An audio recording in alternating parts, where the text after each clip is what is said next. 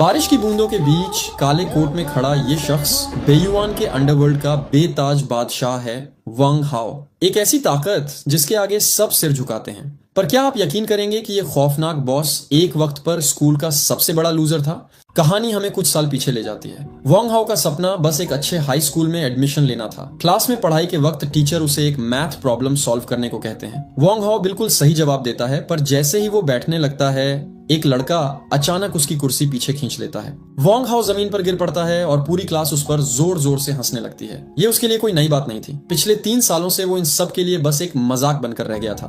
तभी एक बुली आकर उसके सिर पर मारता है और उसे डांटते हुए चुपचाप बैठने को कहता है। वांग हाओ का गुस्सा अब आसमान छू रहा था और इस बार वो खुद को रोक नहीं पाता। वो घूमकर उस लड़के के चेहरे पर एक जोरदार मुक्का जड़ देता है, लेकिन उस अकेले की हिम्मत उन गुंडों के आगे ज्यादा देर नहीं टिकती। अगले ही पल उस बुली के सारे दोस्त वांग हाओ पर टूट पड़ते हैं। वो सब मिलकर उसे बुरी तरह जमीन पर गिराकर पीटते हैं। चोट खाया हुआ और दर्द से रोता हुआ वांग हाओ खुद से बस यही सवाल करता है कि आखिर उसने क्या गलत किया है, क्यों वो इस नरक से बाहर नहीं निकल पा रहा। लेकिन उसकी परेशानियां यहाँ खत्म नहीं होती। ग्राउंड में जब वांग हाओ अकेले फुटबॉल खेलना चाहता था तो वहां भी वो गुंडे आ जाते हैं और उसे पनौती बोलकर बेइज्जती करके वहां से भगा देते हैं। कुछ दिनों बाद उन गुंडों ने खुद फुटबॉल फाड़ दी थी, पर इसका सारा इल्जाम वो जबरदस्ती वांग हाओ पर थोप देते हैं। वांग हाओ चिल्लाता है कि उसने बॉल को छुआ तक नहीं, पर गुंडों की उस भीड़ में उसकी कोई नहीं सुनता। वो आखिरकार समझ चुका था कि इस कमजोर दुनिया में सच्चाई की नहीं, सिर्फ ताकत की अहमियत है। आखिरी उम्मीद लेकर वो अपने टीचर के पास जाता है और बताता है कि कैसे वो लड़के उसे बिना वजह पीटते हैं और उस पर झूठे इल्जाम लगाते हैं। लेकिन टीचर उसकी मदद करने के बजाय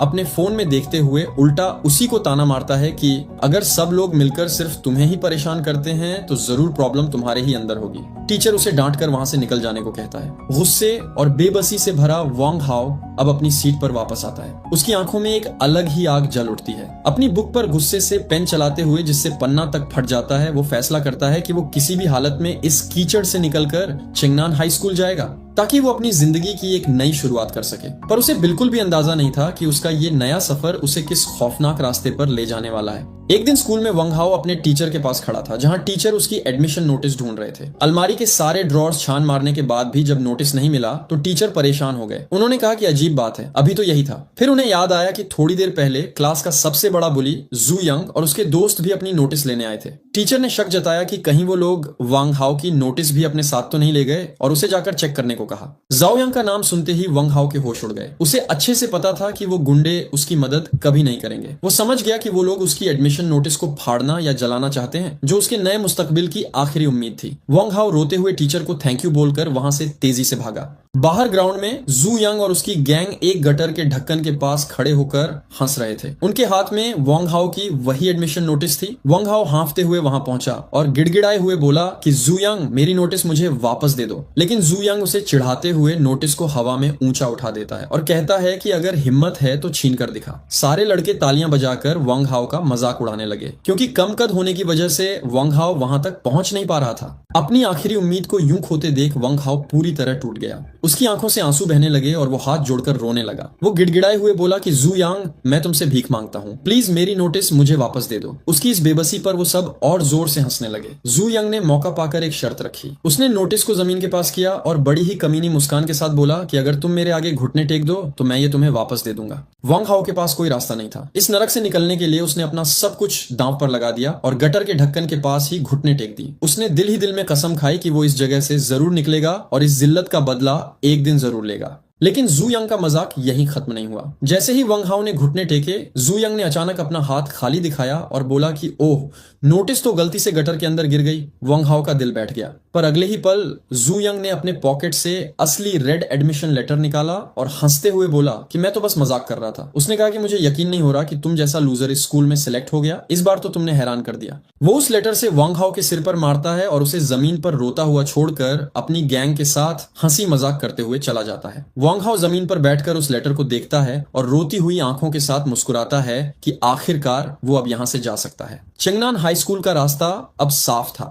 गर्मियों की छुट्टियां शुरू हो चुकी थीं। वंग हाओ अपने घर के आंगन में बैठकर पढ़ाई कर रहा था। तभी उसकी माँ कपड़े धोने के लिए बाहर आती हैं और उसे ताना मारती हैं कि सारे दिन घर में क्यों घुसा रहता है, बाहर जाकर दोस्तों के साथ खेला कर। उसके पिता भी बीड़ी पीते हुए कहते हैं कि अच्छे स्कूल में एडमिशन हो गया है तो थोड़ा घूम फिर कर रिलैक्स कर लो, पर वंग हाओ कहता है कि वो घर पर ही ठीक है। तभी वहां एक लंबे काले कोट में एक लड़का एंटर होता है, जिसे देखकर वंग हाओ के चेहरे पर एक प्यारी सी मुस्कान आ जाती है। वो उसका बड़ा भाई जैसा दोस्त युगे था। युगे बताता है कि वो शहर के चंगनान वोकेशनल कॉलेज में पढ़ता है, जो वंग हाओ के नए स्कूल के बिल्कुल पास है। वंग हाओ उत्सुकता से शहर और उस स्कूल के बारे में पूछता है तो युगे उसे बताता है कि वहां बहुत सारे इंटरनेट कैफेज, खाने पीने की गलियां और शहर जाने के लिए काफी बसेस हैं। जाते जाते युगे उसके कंधे पर हाथ रखकर कहता है कि अगर चंगनान हाई स्कूल में कोई भी तकलीफ हो तो मुझे याद करना। युगो के जाने के बाद वंग हाओ थोड़ा सोच में पड़ जाता है। उसे याद आता है कि मिडिल स्कूल में भी एक लड़के ने उसे ऐसे ही प्रोटेक्ट करने का वादा किया था, पर बाद में वो खुद उससे प्रोटेक्शन मनी मांगने लगा था। वंग हाओ को लगता है कि चंगनान हाई स्कूल तो एक टॉप लेवल स्कूल है, वहां भला क्या मुसीबत आएगी, वहां तो सब पढ़ने वाले बच्चे होंगे। वो अपने पुराने बुरे वक्त को भूलकर एक नई शुरुआत के लिए तैयार हो जाता है और आखिरकार स्कूल का पहला दिन आ जाता है। वंग हाओ अपने माता पिता के साथ भारी बिस्तर और सामान लेकर बस स्टॉप पर खड़ा होता है। बस आने पर उसकी माँ काफी जल्दी में उसे अंदर भेजती हैं ताकि रजिस्ट्रेशन के लिए देर ना हो जाए। बस के अंदर वंग हाओ थोड़ा शर्मिंदा महसूस कर रहा होता है क्योंकि उसके माता पिता इतना सारा सामान उठाए हुए थे। जब वो सब चंगनान हाई स्कूल पहुंचते हैं तो स्कूल की शानदार बिल्डिंग देखकर वंग हाओ के पिता के आंसू निकल आते हैं। माँ काउंटर पर बैठी मैम से पूछती हैं कि फ्रेशमैन वंग हाओ का हॉस्टल रूम कहाँ है, तो मैम बताती हैं कि बिल्डिंग नंबर 3 रूम नंबर 203 में चले जाओ और वहां बिस्तर पहले से मिलेंगे, सामान लाने की जरूरत नहीं थी। ये सुनकर पिता थोड़ा निराश होते हैं कि इतनी दूर फिजूल में सामान उठाकर लाए। माँ वंग हाओ को पहले अंदर भेज देती हैं और कहती हैं कि वो सामान वापस छोड़कर बाद में उससे मिलने आएंगी। वंग हाओ अपनी नई क्लास में एंटर होता है और सबको स्माइल करते हुए अपना इंट्रो देता है। वहां उसकी दोस्ती जांग चांग और लीना नाम के बच्चों से होती है जो बहुत फ्रेंडली थे। तभी उसकी नजर क्लास में बैठी एक बेहद खूबसूरत लड़की पर पड़ती है जो पिंक जैकेट पहने हुई थी। वंग हाओ उसके पास जाता है और अपना नाम बताता है। वो लड़की बड़ी ही प्यारी मुस्कान के साथ अपना नाम स्याशुए बताती है। तभी स्कूल के स्पीकर पर अनाउंसमेंट होती है कि सारे नए स्टूडेंट्स अपनी स्टूल्स लेकर ग्राउंड में इकट्ठा हो जाएं। वंग हाओ मौका देखकर शाजुए से कहता है कि क्या मैं तुम्हारी स्टूल उठाने में मदद करूं। शाजुए उसे थैंक यू बोलती है और दोनों एक साथ ग्राउंड की तरफ चल देते हैं। ग्राउंड में जब सब बैठे होते हैं तो शाजुए से आने वाली हसीन खुशबू वंग हाओ का दिल धड़का देती है। वो सामने देखने का नाटक तो कर रहा था, पर उसकी नजरें बार बार चोरी छुपे शाजुए को ही निहार रही थी। सेरेमोनी खत्म होने के बाद दोनों चुपचाप क्लास की तरफ वापस जाने लगते हैं। वंग हाओ को लग रहा था कि उसकी जिंदगी में अब सब कुछ अच्छा होने वाला है, लेकिन उसे बिल्कुल अंदाजा नहीं था कि इस शानदार स्कूल की दीवारों के पीछे एक ऐसी अंधेरी और खौफनाक दुनिया उसका इंतजार कर रही है जो उसकी सोच से भी परे थी। सीन शिफ्ट होता है एक क्लासरूम में। टीचर अंदर आते हैं और वंग हाओ यहाँ एक बिल्कुल नॉर्मल स्टूडेंट की तरह बैठा होता है। ये बिल्कुल वैसी ही स्कूल लाइफ थी जिसका उसने सपना देखा था। वह अपने बगल में बैठी लड़की शाजुए से पूछता है कि क्या हम आगे भी एक साथ बैठ सकते हैं। शाजुए खुशी से हाँ बोल देती है। तभी टीचर अनाउंस करते हैं कि आज एक नया स्टूडेंट आने वाला है। क्लास में सब कंप्लेन करते हैं कि पहले ही दिन कोई लेट कैसे हो सकता है। दरवाजा खुलता है और एक लंबा, चौड़ा और खतरनाक दिखने वाला लड़का अंदर आता है। इसका नाम जू यंग है। वह बताता है कि उसके ग्रेड्स अच्छे नहीं हैं और वे सिर्फ बास्केटबॉल की स्पोर्ट्स क्वोटा की वजह से इस टॉप स्कूल में आया है। टीचर उसकी पर्सनैलिटी देखकर उसे तुरंत क्लास मॉनिटर बना देते हैं। पूरी क्लास खुशी से तालियां बजाती है, पर उसे बिल्कुल भी अंदाजा नहीं था कि अगला पल उसकी जिंदगी बदलने वाला है। वंग हाओ की हालत अचानक खराब हो जाती है। वह डर से कांपने लगता है। वह अपने मन में कहता है, सब खत्म हो गया, मैं इतनी मेहनत करके यहाँ आया, फिर बीएचआई इससे बच नहीं पाया। उसे समझ नहीं आ रहा था कि जू यांग इस स्कूल में कैसे आ गया। तभी टीचर बोलते हैं कि जिसके मार्क्स अच्छे हैं वो अपनी पसंद की सीट चुन सकता है। वंग हाओ अपना सामान उठाता है और जू यांग की नजरों से बचते हुए पीछे बैठे एक चश्मे वाले लड़के लियू जिहोंग के पास चला जाता है। दोनों एक दूसरे को अपना नाम बताते हैं और दोस्त बन जाते हैं। फ्री टाइम मिलते ही जू यंग अपना रौब जमाने के लिए सबको अपनी तरफ से लंच पर ट्रीट देने का ऑफर करता है। ये सुनकर पूरी क्लास खुशी से झूम उठती है। लेकिन असली दिक्कत अब शुरू होने वाली थी। जू यंग अचानक अपनी उंगली वंग हाओ की तरफ पॉइंट करता है और सबके सामने कहता है, सिर्फ इसे छोड़कर। वे कहता है कि ये हमारे साथ खाना खाने के लायक नहीं है। वह बताता है कि हम दोनों एक ही टाउन से हैं और मैं अच्छी तरह जानता हूं कि ये कैसा इंसान है। वह सबको प्रॉमिस करता है कि लंच के टाइम वह वंग हाओ की सारी सच्चाई सबको बताएगा। पूरी क्लास जोर जोर से वंग हाओ पर हंसने लगती है। वंग हाओ को बहुत ह्यूमिलिएशन फील होता है, पर वह चुपचाप नीचे देखता रहता है। थोड़ी देर बाद शाजुए उसके पास आती है। वह गुस्से में पूछती है कि तुमने जुयंग को पलटकर जवाब क्यों नहीं दिया। वंग हाओ कहता है कि उसकी हिम्मत नहीं है, क्योंकि अगर उसने कुछ बोला तो अंजाम और भी बुरा होगा। ये सुनकर शाशुए थोड़ी डिसअपॉइंटेड होती है। वह समझाती है कि अगर तुम खुद के लिए खड़े नहीं होगे तो कोई और भी तुम्हारी मदद नहीं करेगा।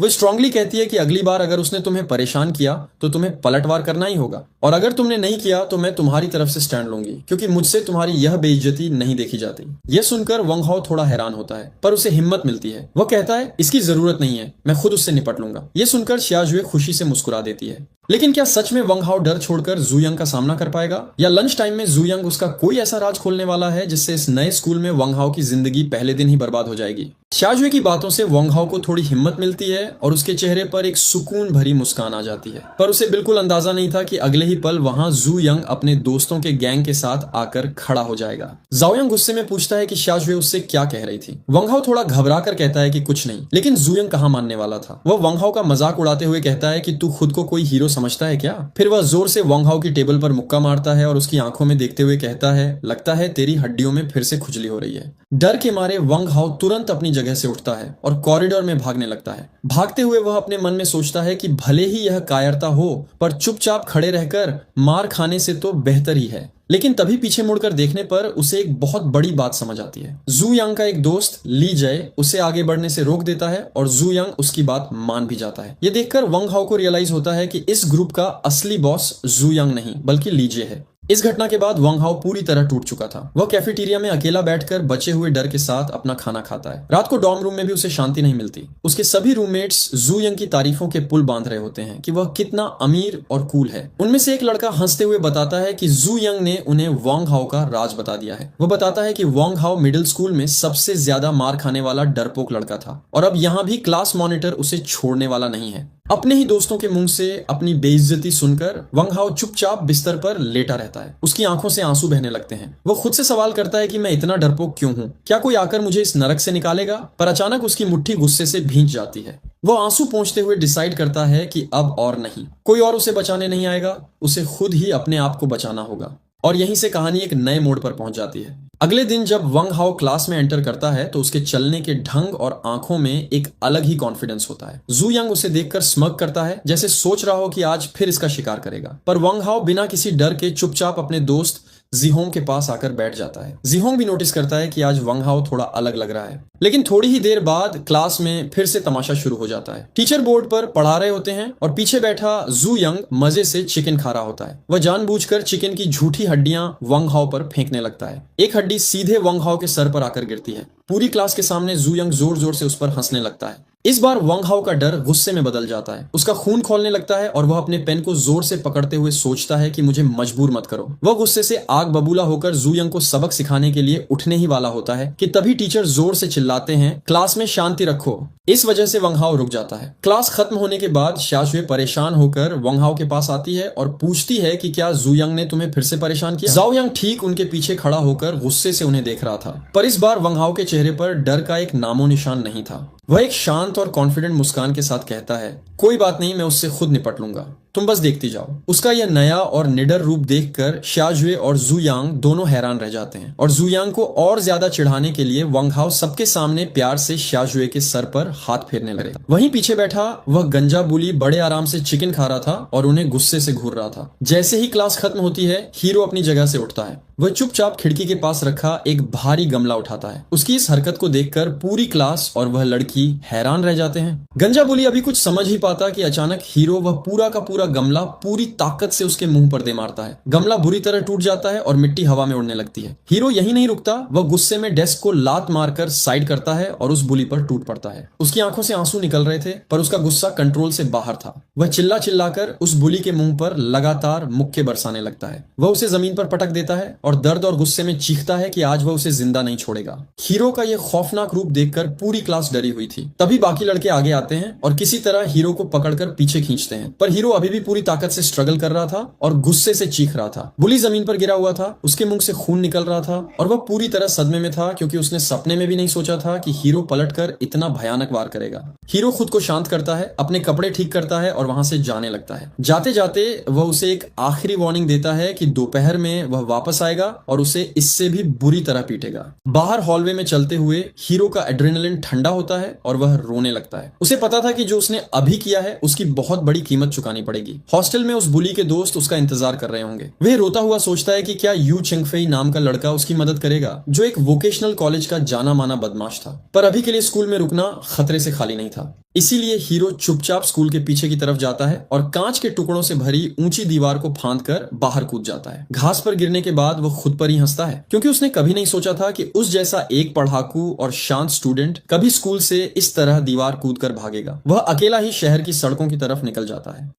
कहानी की शुरुआत में वांग हाओ एक इंटरनेट कैफे के बाहर खड़ा होता है, लेकिन आज का वांग हाओ कोई किंग नहीं बल्कि एक आम सा डरा हुआ लड़का है। अंदर काफी धुआं और भीड़ है और वहां दो बहुत ही खतरनाक दिखने वाले लड़के बैठे हुए थे। एक व्हाइट बालों वाला जिसका नाम युन शाओ था और दूसरा ब्लैक शर्ट वाला मेंग लियांग। वांग हाओ डरते हुए अंदर जाता है क्योंकि उसे यहाँ यू चेंगफेई की तलाश थी। जब वह आसपास देखता है तो उसे वह कहीं नहीं मिलता। वह काउंटर पर जाकर कैफे के बॉस से पूछता है कि क्या उसने चेंगनन स्कूल के यू चेंगफेई को देखा है। बॉस बताता है कि उसने रात भर बैठकर गेमिंग की है और अभी पक्का अपने डॉर्म में सो रहा होगा। यह सुनकर वांग हाओ की उम्मीद टूट जाती है, लेकिन असली दिक्कत अब शुरू होने वाली थी। वांग हाओ हिम्मत करके उन खतरनाक लड़कों से पूछता है कि क्या वो यू चेंगफेई को जानते हैं, क्योंकि यू चेंगफेई उसका बड़ा भाई है और उसे उससे एक जरूरी काम है। ये बात सुनते ही पूरे कैफे में हंसी छूट जाती है। सब उसका मजाक उड़ाने लगते हैं। युएन शाओ हंसते हुए कहता है कि ये कितनी अजीब बात है, यहाँ कौन है जो यू चेंगफेई को नहीं जानता। उसका भौकाल पूरे स्कूल में इतना ज्यादा है कि बच्चा बच्चा उसके नाम से वाकिफ है। सबको इस तरह हंसता देख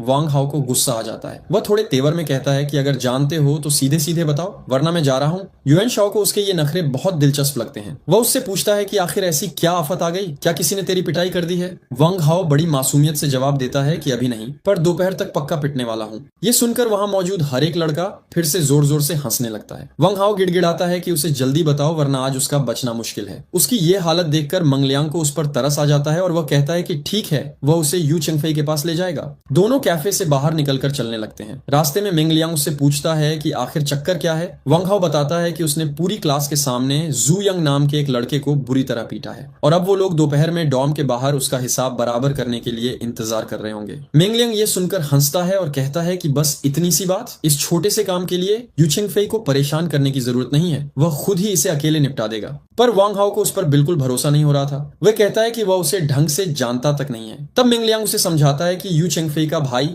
मतलब उन सब का भाई, और अब उसकी परेशानी उनकी परेशानी है। वे आज दोपहर तक इस पूरे मामले को हमेशा के लिए खत्म कर देगा। वांग हाओ अपने दिमाग में सोच ही रहा था कि ये अकेले इतने सारे लड़कों को कैसे संभालेगा, क्या ये रास्ते चलते किसी को भी मदद के लिए बुला लेगा। तभी अचानक मेंग लियांग सड़क के उस पार एक लड़के को आवाज लगाता है, ये जन इधर आओ। एक व्हाइट जैकेट वाला लड़का अपने दोस्तों के साथ दौड़कर वहां आता है और मेंग लियांग को बहुत इज्जत से भाई बुलाता है। मेंग लियांग उसे डांटता है कि वह क्लास छोड़कर बाहर क्यों घूम रहा है, पर इस समय येजन के सामने उसकी सारी होशियारी धरी की धरी रह जाती है। येजन हंसते हुए अपने दोस्तों के साथ खाना खाने की बात करता है और कहता है कि उन्हें जल्दी ही क्लास के लिए निकलना होगा। तभी लियांगे आगे आता है और उनसे एक जरूरी बात करने को कहता है। येजन बिल्कुल तैयार हो जाता है और कहता है कि लियांगे के लिए वह कुछ भी करने को राजी है। लियांग अपने छोटे भाई वांग हाओ से मिलवाता है, जो उन्हीं के स्कूल का एक नया स्टूडेंट है। वांग हाओ को देखते ही येजन कहता है कि यह चेहरा कुछ जाना पहचाना लग रहा है। लियांगे बताता है कि वांग हाओ को उसकी क्लास में थोड़ी परेशानी हो गई है और वह चाहता है कि येजन इस मामले को संभाल ले। येजन गुस्से में आ जाता है और पूछता है कि आखिर किसकी इतनी हिम्मत हुई जो लियांगे के भाई को परेशान करे, वह उसकी खाल खींच निकालेगा। लियांगे उसे उस लड़के का नाम बताता है, जू यंग। नाम सुनते ही येजन को सब याद आ जाता है। वह समझ जाता है कि यह वही जू यंग है जो ली जाई की क्लास का मॉनिटर है, जो बाहर से यहाँ पढ़ने आया है। वह बड़े आराम से कहता है कि वह उसे मजा चखाएगा। लियांगे ये सुनकर खुश होता है और मामला उसे सौंप कर अपने रास्ते निकलने लगता है, क्योंकि उसे गेम में मॉन्स्टर्स को मारना था। लेकिन वांग हाओ बात को बीच में ही रोक देता है और कहता है कि ये सब इतना आसान नहीं होने वाला। लियांग जी को लगता है कि शायद वांग हाओ डर रहा है, पर वांग हाओ बताता है कि असली दिक्कत जू यंग नहीं बल्कि उसके साथ खड़ा रहने वाला ली जाए है। अगर येजन ने जू यंग पर हाथ उठाया तो ली जाए बिल्कुल शांत नहीं बैठेगा। लियांगे को ली जाए के बारे में कुछ खास पता नहीं था, इसलिए वह पूछता है कि यह ली जाए आखिर है कौन और उसकी क्या औकात है। येजन बताता है कि ली जाए भी बेयुआन से ही है और अगर वह इस सब में बीच में आया तो मामला सच में थोड़ा पेचीदा हो सकता है। लियांगे को यह सुनकर गुस्सा आ जाता है। वह कहता है कि अगर ये जैन को यह काम मुश्किल लग रहा है तो वह अभी के अभी यहाँ से दफा हो जाए, वे किसी और को ढूंढ लेगा। येजन तुरंत पीछे हट जाता है और हाथ जोड़ते हुए कहता है कि वह इस काम को जरूर करेगा, क्योंकि ली जाए के साथ उसके रिश्ते ठीक ठाक हैं और वह उसकी इतनी बात तो मान ही लेगा। फिर ये जान पूछना चाहता है कि आखिर वांग हाओ और जू यंग के बीच मामला कितना बड़ा है। वांग हाओ बताता है कि उसने पूरी क्लास के सामने जू यंग की अच्छी तरह पिटाई की है और यह भी कहा था कि वह दोपहर को उसे फिर से पीटेगा, इसीलिए वह सब जरूर हॉस्टल में उसका इंतजार कर रहे होंगे। ये सुनकर लियांगे और येजन दोनों खुश हो जाते हैं। लियांगो को अपने भाई पर नाज होता है और येजन कहता है कि अब इसकी चिंता करने की कोई बात नहीं, वे सब मिलकर उसे एक बार फिर मजा चखाएंगे। वांग हाओ के चेहरे पर एक गहरी मुस्कान आ जाती है क्योंकि वह तो बस इसी मौके के इंतजार में था। इसके बाद वह सब एक गेमिंग जोन के अंदर दाखिल होते हैं जहां पहले से ही काफी भीड़ थी और हर कोई गेमिंग में व्यस्त था। तभी वहां बैठा एक लड़का पूछता है कि यूगे कहाँ हैं। लियांगे बताता है कि यूगे अभी सो रहे हैं और अगर उन्हें डिस्टर्ब किया तो किसी की जान भी खतरे में पड़ सकती है। वह आगे कहता है कि वांग हाओ का मामला उतना बड़ा नहीं है और वह खुद ही इसे आराम से सुलझा सकता है, इसलिए यूगे को परेशान करने की कोई जरूरत नहीं है। वह लड़का कहता है कि ठीक है, जैसा उन्हें सही लगे वह करें, बस यूगे के भाइयों का ख्याल रखा जाए और कोई गड़बड़ ना हो। लियांगे उसे भरोसा दिलाता है और काउंटर पर बैठे आदमी से अपने दोस्तों के लिए सिस्टम चालू करने को कहता है। तभी वहां बैठा एक लड़का चिल्ला उठता है क्योंकि उसे गेम में एक बहुत ही ढांसू वेपन मिल गया था और वह खुशी से पागल हो जाता है। हर कोई अपने अपने कंप्यूटर स्क्रीन पर आंखें जमाए बैठा था। वांग हाओ भी हेडफोन लगाकर गेम खेलने में मग्न हो जाता है, पर उसके दिमाग में अब भी वही बातें चल रही थी। एक तरफ वह चाहता था कि दोपहर जल्दी से आ जाए तो दूसरी तरफ उसके अंदर एक अजीब सी बेचैनी भी थी। गेमिंग जोन के अंदर का माहौल पूरी तरह गर्म था। सभी लोग एक अलग ही दुनिया में खोए हुए थे। तभी क्लॉक पर 12 बजते हैं और वांग हाओ तुरंत लियांगे को इशारा करता है। लियांगे देखता है कि 12 बज चुके हैं और वह तुरंत येजन को आवाज लगाता है कि वह जल्दी से वांग हाओ का मामला सुलझाने के लिए निकले। लेकिन येजन बिल्कुल आराम से हेडफोन उतारते हुए कहता है कि इतनी जल्दी क्या है, पहले उसे गेम में इस मॉन्स्टर को खत्म करने दो। वह कहता है कि अभी तो स्कूल खत्म हुआ है और जू यंग और उसके लोग भी पहले खाना खाने जाएंगे। उन्हें हॉस्टल लौटने में कम से कम आधा घंटा तो लग ही जाएगा। लियांगा ये सुनकर थोड़ा शांत होता है। तभी वहां बैठा गुस्से वाला लड़का कहता है कि खाने का वक्त हो गया है और किसी को जाकर खाना ऑर्डर कर देना चाहिए। एक लड़का तुरंत खाना लाने के लिए निकल जाता है और लियांगे अपने सभी दोस्तों के लिए भी खाना लाने को कहता है। वांग हाओ ये सब देखकर अंदर ही अंदर बहुत खुश होता है। उसे लगता है कि ये लोग सच में बहुत अच्छे हैं जो न सिर्फ उसकी परेशानी दूर कर रहे हैं बल्कि उसे खाना भी खिला रहे हैं। वह तुरंत अपनी सीट से उठता है और बाहर की तरफ निकल जाता है। बाहर आकर वह पास की एक शॉप से कुछ कोल्ड ड्रिंक्स और सिगरेट्स खरीदता है और वापस गेमिंग जोन के अंदर आ जाता है। वह आकर लियांगे और बाकी दोस्तों को कोल्ड ड्रिंक्स देता है। थोड़ी ही देर में उनका खाना भी आ जाता है और सभी लोग एक साथ बैठकर खाना खाने लगते हैं। खाना खाते खाते भी उनका ध्यान गेम पर ही था और माहौल काफी रिलैक्स्ड लग रहा था। खाना खत्म करने के बाद वांग हाओ एक सिगरेट सुलगाता है और गहरी सोच में डूब जाता है। तभी येजन उसके पास आता है और कहता है कि अब वक्त हो चुका है और उन्हें निकलना चाहिए। वांग हाओ तुरंत तैयार हो जाता है। लियांगा उन्हें देखकर मुस्कुराता है और उन्हें इस मिशन के लिए बेस्ट ऑफ लक कहता है। येजन बड़े कॉन्फिडेंस के साथ कहता है कि लियांगे चिंता न करें, यह मामला वह आराम से संभाल लेगा। वांग हाओ पूछता है कि क्या लियांगे उनके साथ नहीं चल रहे। लियांगे मुस्कुराते हुए मना कर देता है और कहता है कि वह सब चेंगनन हाई स्कूल के हैं और वह एक वोकेशनल स्कूल का स्टूडेंट होने के नाते वहां चले तो यह देखने में बिल्कुल सही नहीं लगेगा। तभी जान क्लासरूम से बाहर आकर कहता है कि तुम अंदर जाओ, मैं जरा टॉयलेट होकर आता हूँ। इसके बाद वांग हाओ जैसे ही हॉस्टल के कमरे का दरवाजा खोलता है तो अंदर का नजारा देखकर दंग रह जाता है। वहां कुछ लड़के बैठकर ताश खेल रहे थे। उनमें से एक लड़का कहता है, अरे तुम वापस आ गए। तभी वांग हाओ देखता है कि एक लड़के ने अपने गंदे जूते सीधे उसके बिस्तर पर टिका रखे हैं। वांग हाओ मन ही मन सोचता है, यह तो मेरा बिस्तर है। तभी बिस्तर पर बैठा वो लड़का सिगरेट सुलगाते हुए बड़े घमंड से कहता है, तुम्हारा बिस्तर सच में काफी आरामदायक है। वैसे मुझे उम्मीद नहीं थी कि तुम सच में वापस आने की हिम्मत करोगे। मुझे तो लगा था कि तुम डरकर डोंगुआन शहर वापस भाग गए हो। ये सुनकर बाकी लड़के भी हंसने लगते हैं। वांग हाओ अपनी मुट्ठियां भींचते हुए आगे बढ़ता है और कहता है, जो यांग, हम दोनों एक ही शहर के हैं, तो फिर तुम्हारा इस तरह बार बार मुझे परेशान करना कहां तक ठीक है। जो यांग धुएं का कश लेते हुए कहता है, अगर हम एक ही शहर के हैं तो क्या हुआ, मुझे तुम्हें परेशान करना अच्छा लगता है। बस क्यों, क्या कर लोगे, क्या देख रहे हो? तुमने ही कहा था ना कि दोपहर में तुम मुझसे दोबारा निपटोगे। लो मैं यहीं खड़ा हूं, हिम्मत है तो मारो मुझे। जो यांग की ये बदतमीजी देखकर वांग हाओ का सब्र टूट जाता है और वो पूरी ताकत से उसके गाल पर एक जोरदार थप्पड़ जड़ देता है। थप्पड़ खाते ही जो यांग की आंखें गुस्से से लाल हो जाती हैं और वो चिल्लाता है, तुम्हारी इतनी हिम्मत, तुमने मुझ पर हाथ उठाया। तभी वहां बाकी लड़के तमाशा देखने लगते हैं। इतने में जान दौड़ते हुए कमरे में आता है और कहता है, क्या चल रहा है यहाँ पर? और वो बिना सोचे समझे जो यांग के पेट पर एक जोरदार लात मारता है जिससे जो यांग पीछे रखी कुर्सी से जा टकराता है। जान आगे बढ़कर जू यांग का कॉलर पकड़ लेता है और गुस्से में दहाड़ता है, मेरे भाई पर हाथ उठाने की हिम्मत कैसे हुई तुम्हारी? क्या तुम्हें अपनी जान प्यारी नहीं है? जान का यह उग्र रूप देखकर कमरे में मौजूद बाकी लड़के भी बुरी तरह सहम जाते हैं। तभी वहां खड़ा एक दूसरा लड़का लीजी आगे आता है और जान का हाथ पकड़कर कहता है, ये जान, क्या तुम इसे अच्छी तरह जानते हो? लीजी, ये तो सरासर दादागिरी है, इसने मेरे भाई के बिस्तर को पैरों से रौंद दिया। लीजी कहता है, लेकिन शुरुआत तो वांग हाओ ने ही की थी, उसने क्लासरूम में जो यांग को मारा था। इस पर जान पलटकर जवाब देता है, तो क्या जो यांग ने पहले उसके सिर पर चिकन की हड्डियां नहीं फेंकी थी? ऐसी हरकत भला कौन बर्दाश्त करेगा? अगर मैं उसकी जगह होता तो अब तक जो यांग का सिर धड़ से अलग कर चुका होता। ये तो वांग हाओ का सीधापन है जो उसने सिर्फ एक थप्पड़ मारकर छोड़ दिया। लीजी बात को संभालते हुए कहता है, जो भी हो, मारपीट करना गलत है। वांग हाओ को हमें इसका जवाब देना होगा। जान गुस्से में कहता है, तुम्हें कैसा जवाब चाहिए? वांग हाओ एक सीधा साधा लड़का है और तुम लोग रोज उसे परेशान करते हो। क्या तुम्हें इसमें बड़ा मजा आता है? लीजी कहता है, हमने उसे कब परेशान किया? जो यांग तो बस उसके साथ मजाक कर रहा था और ये पागल हो गया। जान उसकी तरफ उंगली उठाकर कहता है, अच्छा, चबाई हुई हड्डियां किसी के सिर पर फेंकना मजाक होता है क्या? लीजी, हम भी काफी समय से बाहर रह रहे हैं, इसीलिए मुझे बच्चों जैसी कहानियां सुनाना बंद करो। लीजी थोड़ा शांत होते हुए कहता है, ठीक है, पहले तुम जो यांग को छोड़ो। अब जब बात यहां तक पहुंच ही गई है तो क्यों ना हम दोनों एक एक कदम पीछे हटें। मेरा मान रखते हुए इस मामले को यहीं रफा दफा करते हैं, क्या विचार है? तभी जो यांग बीच में बोलते हुए जान से पूछता है, कितने पैसे? जान हैरान होकर पूछता है, क्या? कौन से पैसे? लीजी भी चौंक जाता है। वांग हाओ, जरा यहाँ आओ, बताओ तुम्हें कितने पैसे दिए गए हैं, मैं तुम्हें उससे दोगुना देने को तैयार हूँ। ये सुनते ही जान का गुस्सा 7वें आसमान पर पहुंच जाता है। वो जू यांग को एक और जोरदार थप्पड़ मारता है और चिल्लाता है, भाड़ में गए तुम्हारे पैसे, तुमने मुझे क्या समझ रखा है? वांग हाओ मेरा भाई है, समझा तुमने? मेरा भाई। तुम्हें क्या लगता है तुम्हारे पास थोड़े से पैसे क्या आ गए, तुम कुछ भी खरीद लोगे? ऐसा लगता है कि तुमने लीजी को भी पैसों के दम पर ही अपना चमचा बना रखा है। बताओ, उसे अपने साथ रखने के लिए कितने पैसे दिए हैं तुमने? लीजी बीच में आकर जान का हाथ रोकता है और कहता है, ये जान, अब बस बहुत हुआ, मैंने तुम्हें काफी इज्जत दे दी, लेकिन तुम तो हद पार कर रहे हो। अगर वांग हाओ तुम्हारा भाई है तो जो यांग भी मेरा भाई है। तुम्हारा इस तरह उसे मारना बिल्कुल गलत है। बेहतर होगा कि हम बैठकर बात करें कि इस मामले को कैसे सुलझाना है। रोज रोज का ये ड्रामा ठीक नहीं है, क्यों? मैं सही कह रहा हूं ना? जान कहता है, मैं भी तो यही कह रहा था, लेकिन तुम्हारे इस भाई ने मुझसे पैसों की बात शुरू कर दी। क्या तुम्हें लगता है कि मैं पैसों के लिए बिकने वाला इंसान हूँ? लीजी मुस्कुराते हुए कहता है, चलो ठीक है, अब इन बातों को छोड़ो, हम सब एक ही क्लास के छात्र हैं, रोज एक दूसरे के सामने आना है। मेरी मानो तो वांग हाओ बस जो यांग से माफी मांग ले और फिर हम सब मिलकर साथ में खाना खाएंगे। इस तरह ये मामला यहीं खत्म हो जाएगा। लेकिन जान साफ मना कर देता है, इस मामले में वांग हाओ की कोई गलती नहीं है, मैं आखिरी दम तक उसके साथ खड़ा हूँ। माफी मांगने या साथ में खाना खाने का तो सवाल ही पैदा नहीं होता। लीजी जो यांग की तरफ देखता है और पूछता है, अब तुम ही बताओ कि क्या करना है? जो यांग गुस्से में कहता है, मुझे वांग हाओ की माफी नहीं चाहिए और न ही उसका खाना चाहिए, मैं बस उसके साथ 1-on-1 फाइट करना चाहता हूँ। लीजी हंसते हुए कहता है, ये भी सही है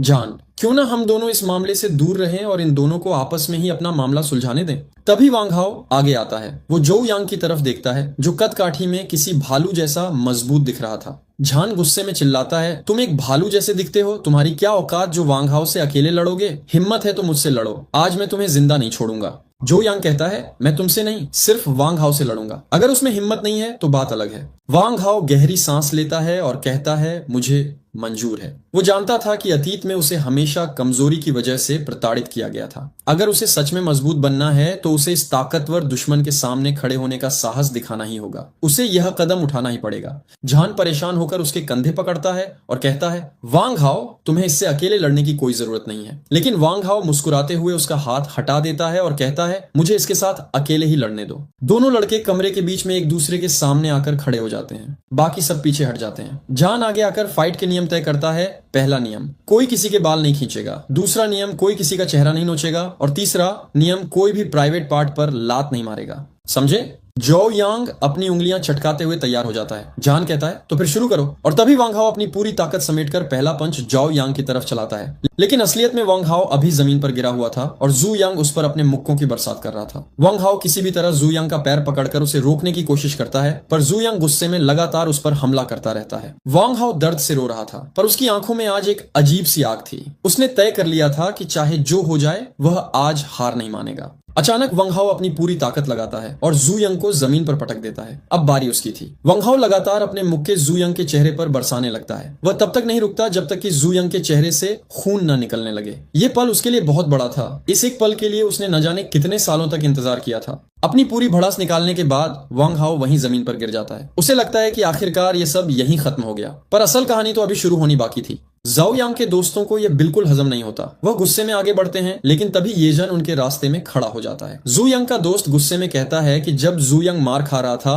तो तुमने हमें क्यों रोका। येजन मुस्कुराते हुए कहता है कि तुम लोग अगर चाहो तो सब मिलकर मुझसे लड़ सकते हो, पर तुम लोग वांग हाओ पर हाथ उठाने की औकात नहीं रखते, क्योंकि वह मिंगलियांग का भाई है। और यह नाम सुनते ही पूरे कमरे में सन्नाटा छा जाता है। मिंगलियांग ये एक ऐसा नाम था जिससे पंगा लेने के बारे में यहाँ कोई सोच भी नहीं सकता था। जू यंग के दोस्तों के डर के मारे पसीने छूटने लगते हैं। वह समझ जाते हैं कि अगर उन्होंने आज कुछ किया तो वह यहाँ से अपने पैरों पर चलकर वापस नहीं जाएंगे। वह तुरंत जू यंग को समझाते हैं कि चुपचाप हार मान ले।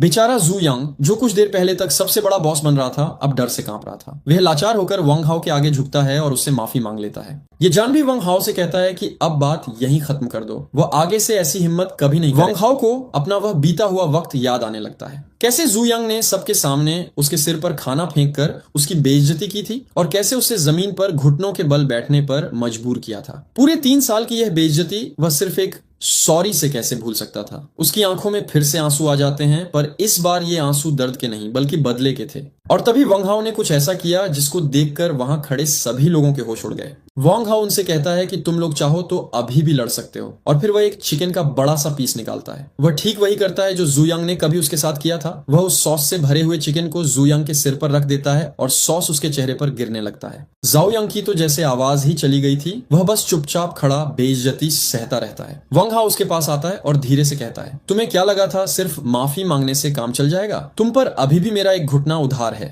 जाओ यांग और उसके दोस्तों का घमंड अब मिट्टी में मिल चुका था। वांग हाओ एक ही आवाज में उन सबको वहां से निकलने के लिए कहता है। बिना एक लफ्ज कहे वह सब वहां से चुपचाप चले जाते हैं। उसके बाद वांग हाओ खिड़की के पास जाता है, वहां खड़े बाकी स्टूडेंट्स को देखता है और हल्के से मुस्कुराते हुए कहता है, माफ करना, मैं तुम्हें कोई तमाशा नहीं दिखा पाया। उसके चेहरे का यह सुकून साफ बता रहा था कि पुराना वांग हाओ अब मर चुका है। लेकिन इस नए वांग हाओ की यह शुरुआत आगे उसकी जिंदगी में कौन सा नया तूफान लाने वाली थी। डॉर्मेट्री में खड़े लड़के घबराए हुए थे और कह रहे थे कि उनका मकसद झगड़ा बढ़ाना नहीं बल्कि मामला शांत करवाना था। लेकिन पर वांग हाओ ने बड़ी शांति से कहा, मैं जा रहा हूं, तुम लोग यहाँ रुक सकते हो। ये सुनकर सभी स्टूडेंट्स हैरान रह गए। वांग हाओ ने मुस्कुराते हुए कहा, क्या तुम्हें लगता है मैं बेवकूफ हूँ? मैं तुम्हें रोक नहीं रहा क्योंकि मुझे जाना है। ये कहकर वह बड़े कॉन्फिडेंस के साथ कमरे से बाहर निकल गया। जब वह हॉस्टल के कॉरिडोर से गुजरा तो हर कमरे से स्टूडेंट्स झांक कर उसे देख रहे थे। आज वांग हाओ का वह पुराना डरपोक रूप बिल्कुल नहीं था। बाहर आते ही ये झान उसके पास आया और पूछा, कैसा लगा? बदला लेने का मजा आया?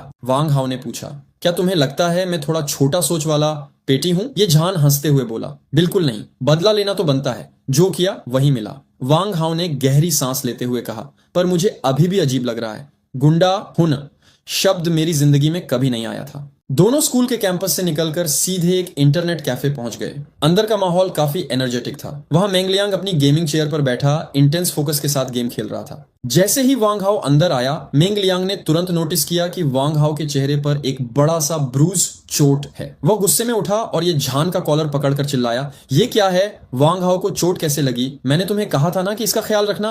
ये झान घबराकर बोला, लियांगे, गलती मेरी नहीं है। वांग हाओ खुद जाओ यांग से 1-on-1 लड़ने की जिद कर रहा था। वांग हाओ आगे आया और मिंग लियांग को रोकते हुए बोला, लियांगे, ये झान की कोई गलती नहीं है, मैं खुद लड़ना चाहता था, और देखो मेरी ये चोट तो कुछ भी नहीं है। जाओ यांग का हाल तो इससे कहीं ज्यादा खराब है, उसका पूरा चेहरा खून से लथपथ है। ये सुनकर मेंग लियांग थोड़ा शांत हुआ। उसने वांग हाओ के कंधे पर हाथ रखा और कहा, चलो कोई बात नहीं, अब कोई तुम्हें परेशान नहीं करेगा। थोड़ी देर बाद मेंग लियांग ने वांग हाओ को साइड में ले जाकर समझाया, मैंने यूगे से बात की है, उसने कहा है कि तुम एक अच्छे लड़के हो, पर अक्सर लोग तुम्हारा फायदा उठा लेते हैं, इसीलिए अब स्कूल में अपने क्लासमेट्स के साथ अच्छे रिलेशंस बनाओ, पता नहीं कब किसकी मदद की जरूरत पड़ जाए। वांग हाओ ने हाँ में सिर हिलाया और वहां से निकलकर वापस क्लास में आ गया। क्लास में एंटर करते ही सबकी नजरें उस पर थीं। वह अपनी सीट पर गया तो उसके बगल वाला चश्मे वाला लड़का लिू जिहोंग धीरे से बोला, वांग हाओ, जोउ यांग ने हम सबको धमकी दी है कि अगर किसी ने तुमसे बात की तो वह उसे मार देगा, इसलिए हम डर रहे थे। वांग हाओ कुछ बोलने ही वाला था कि तभी क्लास की सबसे खूबसूरत लड़की शिया शुए वहां आई। उसने लिू जिहोंग से कहा, लिू जिहोंग, क्या हम सीट स्वैप कर सकते हैं?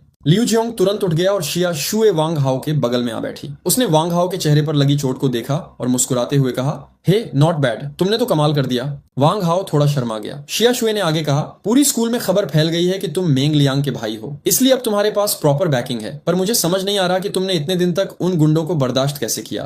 वांग हाओ के मन में ख्याल आया, काश ये लड़की मेरी गर्लफ्रेंड होती। वह बस मुस्कुराता रहा। तभी पीछे से लिu जिहोंग ने झुककर वांग हाओ के कान में धीरे से कहा, भाई शिया शुए हमारी क्लास की गॉडेस है। जोउ यांग भी उसके पीछे पागल है, पर वह तो सिर्फ तुम्हारी तरफ ही देखती है। पहले लोग कहते थे कि तुम लकी हो, पर अब उन्हें समझ आ गया है कि तुम कोई आम लड़के नहीं हो। वांग हाओ हैरानी से शिया शुए को देखता है, जो अभी भी उससे प्यार से बात कर रही थी। क्लासरूम का माहौल शांत था, पर वांग हाओ के दिमाग में शांति नहीं थी। वह पीछे बैठे कुछ लड़कों को आपस में फुसफुसाते हुए देख रहा था। उसने सोचा, चलो अगर वो लोग मुझे परेशान नहीं करेंगे तो मैं भी उन्हें इग्नोर करूंगा, बस पीस चाहिए मुझे। तभी शिया शुए ने एक छोटी सी फोल्डेड पेपर उसकी तरफ स्लाइड की। वांग हाओ ने खोलकर देखा तो उस पर लिखा था, क्या तुमने वो बुक कल फिनिश कर ली? और नीचे एक स्माइली बनाया था। वांग हाओ ने मुस्कुराते हुए शिया शुए की तरफ देखा, जो शर्मा कर मुस्कुरा रही थी। लेकिन ये सुकून ज्यादा देर तक नहीं चलने वाला था। वांग हाओ को टीचर के ऑफिस बुलाया गया। टीचर ने गुस्से में पूछा, सुनने में आया है कि इंग्लिश क्लास में तुमने जोउ यांग के सिर पर फ्लावर पॉट मार दिया।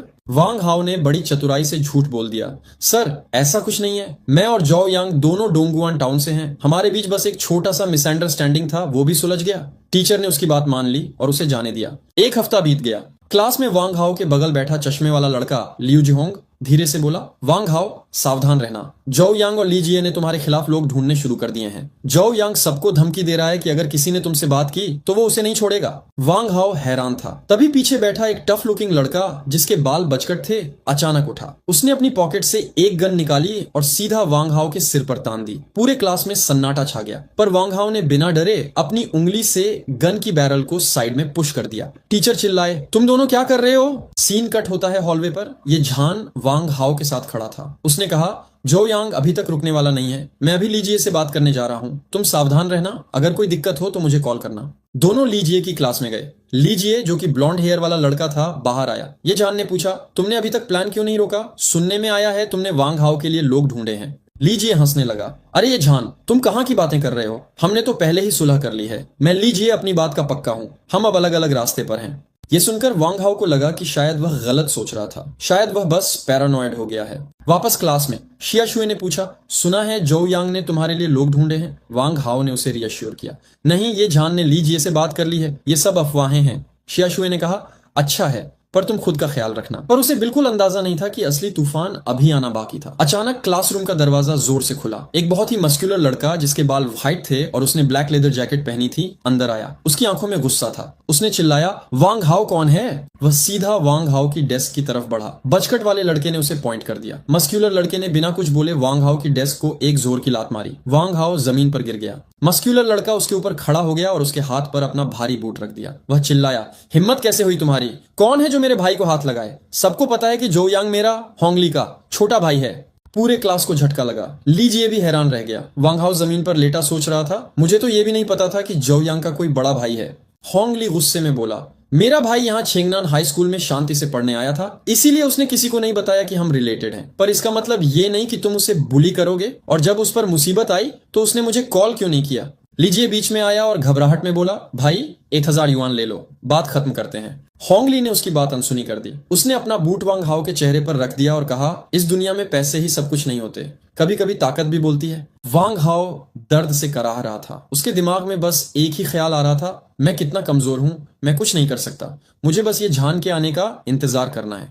और तभी क्लासरूम का दरवाजा जोर से खुलता है और ये झान भागता हुआ अंदर आता है। उसकी नजरें जमीन पर पड़े वांग हाओ पर पड़ती हैं और वह शॉक रह जाता है। उसे अब समझ आ गया है कि वह लेदर जैकेट पहना हुआ मस्कुलर लड़का होंगली असल में जोउ यांग का बड़ा भाई है। वांग हाओ जमीन पर पड़ा सोच रहा था कि अब सब खत्म है, उसकी किस्मत खराब है। ये झान ने तुरंत होंगली को समझाने की कोशिश की, लीगे ये वांग हाओ है, मेंग लियांग का स्वॉन ब्रदर है, बस एक छोटी सी मिसअंडरस्टैंडिंग है इन दोनों के बीच। पर होंगली का गुस्सा 7वें आसमान पर था। वह चिल्लाया, मिसअंडरस्टैंडिंग? तुम्हें मीडिएट करने बोला है या वांग हाओ को मेरे भाई के ऊपर चिकन बोन्स फेंकने को कहा है? ये कहकर उसने ये झान को एक इतना जोर का मुक्का मारा कि वह सीधा जमीन पर गिर गया। ये जान दर्द से कराह रहा था, पर उसने वांग हाओ की तरफ देखा और धीरे से कहा, भाई माफ करना, आज मैं तुम्हें कवर नहीं कर पाऊंगा। होंगली अब ये झान को लात मारने ही वाला था कि लीजिए बीच में कूद पड़ा। वह घबराया हुआ बोला, लीगे रुको, ये झान को नहीं पता था कि जोउ यांग तुम्हारा भाई है, वरना वह कभी ऐसा करता ही नहीं। होंगली ने लीजिए को धक्का दिया और वांग हाओ की तरफ बढ़ा। तभी जमीन पर लेटे हुए ये झान ने होंगली का बूट पकड़ लिया ताकि वह वांग हाओ तक न पहुंच सके। होंगली ने गुस्से में पूछा, अभी भी इसे बचा रहा है? ये झान ने हिम्मत करके कहा, लीगे, शायद मैं तुम्हारे ही भले के लिए ये कर रहा हूं। तुम मेंग लियांग को इग्नोर कर सकते हो, पर उनके पीछे जो ताकत है उससे पंगा लेना तुम्हारे लिए मुश्किल हो सकता है। होंगली जोर से हंसा और बोला, बात सीधी है। जोउ यांग मेरा भाई है, अगर उसे किसी ने मारा है तो बदला तो लूंगा ही। चाहे मेंग लियांग या यू शाओशाओ ही यहाँ आ जाए, मैं अपनी बात पर अडिग रहूंगा। और तभी क्लासरूम के दरवाजे पर एक नया कैरेक्टर एंटर करता है। गोल्डन जैकेट, लंबे वेवी बाल और चेहरे पर एक कॉन्फिडेंट मुस्कान। ये था सु शियाओबाई। होंगली ने हैरानी से पूछा, सु शियाओबाई, तुम यहाँ क्या कर रहे हो? सु शियाओबाई ने मुस्कुराते हुए कहा, एक दोस्त ने भेजा है, देखा जा सके तो वांग हाओ के लिए बात कर दूं। जमीन पर पड़ा वांग हाओ ये सुनते ही समझ गया कि ये यू चेंगफेई यूगे का ही काम है। उसने सोचा, लगता है यूगे को पहले से ही पता था कि मुसीबत आएगी। ये झान ने राहत की सांस ली और सु शियाओबाई से रिक्वेस्ट की। सु शियाओबाई ने होंगली से कहा, इस बार किसी ऐसे ने भेजा है जिसकी बात मैं टाल नहीं सकता। होंगली, थोड़ा फेस दो, मैटर को सुलझा लेते हैं। होंगली ने सोचा और फिर मान गया, क्योंकि वह सु शियाओबाई का कर्जदार था। उसने कहा, ठीक है, आज इसे नहीं मारूंगा, बस कल दोपहर 12 बजे तक 1000 युआन चाहिए। सु शियाओबाई वांग हाओ के पास आया और धीरे से फुसफुसाया, होंगली से पिटने वाले को यूजुअली एक हफ्ता हॉस्पिटल में बिताना पड़ता है, पैसे देकर जान बच गई, इसे ही अच्छा मानो। ये कहकर वह वहां से चला गया। होंगली ने जाते जाते वांग हाओ को वार्न किया, अगर दोबारा जोउ यांग के पास गए तो जान से मार दूंगा। गैंग के जाने के बाद शिया शुए और ये जान ने वांग हाओ को उठाया। शिया शुए ने चिंता से पूछा, क्या तुम्हारे पास पैसे हैं, मैं दे दूं?